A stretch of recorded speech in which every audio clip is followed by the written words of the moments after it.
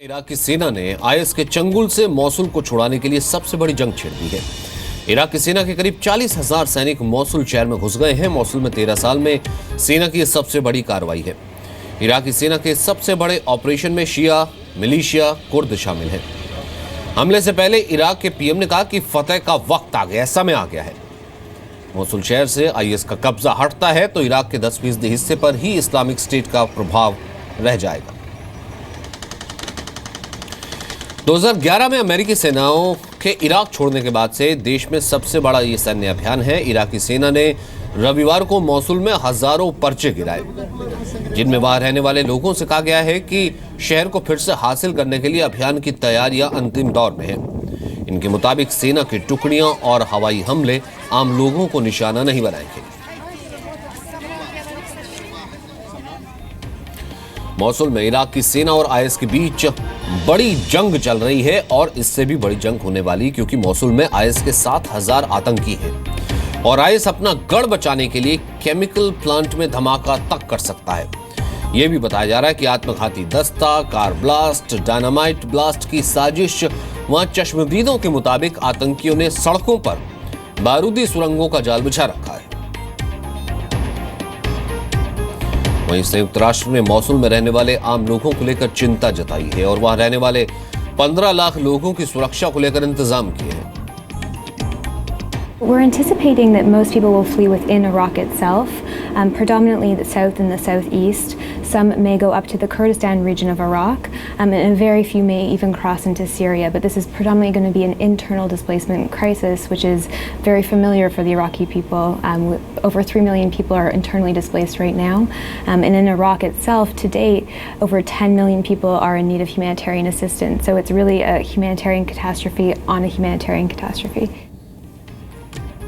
तो आपको बताते हैं, मौसुल शहर इराक का दूसरा सबसे बड़ा शहर है। मौसुल में क्रूड ऑयल काफी मात्रा में है। साल 2014 में इस्लामिक स्टेट ने मौसुल पर कब्जा किया था और आईएस के सरगना बगदादी ने मौसुल को अपनी राजधानी बनाया था। आईएस आतंकियों के कब्जे के बाद 10 लाख लोगों को मौसुल छोड़ना पड़ा था। यहां दोबारा कब्जे की योजना कई महीने से बनाई जा रही थी। इससे पहले टिकरित, रमादी और फजुल्ला आईएस के कब्जे से छुड़ाए गए।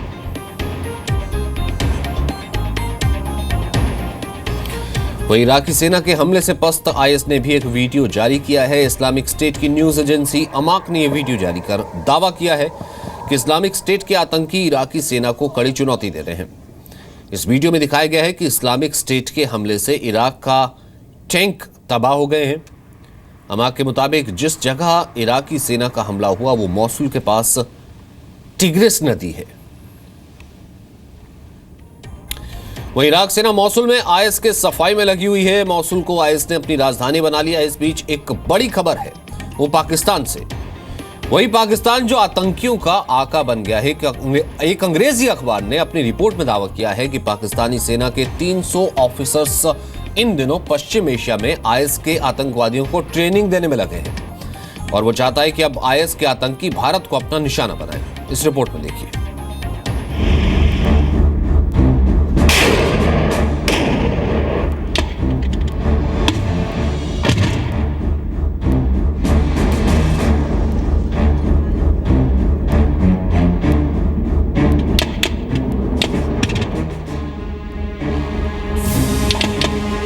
इराक के मोसुल में आतंकवादी संगठन आईएसआईएस के पांव उखड़ रहे हैं तो पाकिस्तान में आईएसआईएस के लीडर्स के लिए रेड कारपेट बिछाया जा रहा है। एक अंग्रेजी अखबार ने अपनी रिपोर्ट में दावा किया है कि पाकिस्तानी सेना के 300 ऑफिसर्स इन दिनों पश्चिम एशिया में आईएसआईएस के आतंकवादियों को ट्रेनिंग देने में जुटे हैं। आप कह सकते हैं कि पाकिस्तान की सेना आतंकवादियों का कैंपस प्लेसमेंट कर रही है। इतना ही नहीं, पाकिस्तान की सेना से रिटायर्ड हो चुके 2000 ऑफिसर्स पश्चिम एशियाई शहरों जैसे अम्मान, दोहा और अंकारा में जिहादी हॉलिडे मना रहे हैं और लगे हाथ आईएसआईएस के आतंकवादियों को ट्रेनिंग भी दे रहे हैं। ब्रिक्स के घोषणा पत्र में जिस आईएसआईएस और जबातुल नुसरा के खिलाफ कार्रवाई का संकल्प लिया गया है, उसी आईएसआईएस और जबातुल नुसरा को पाकिस्तान मजबूत बना रहा है।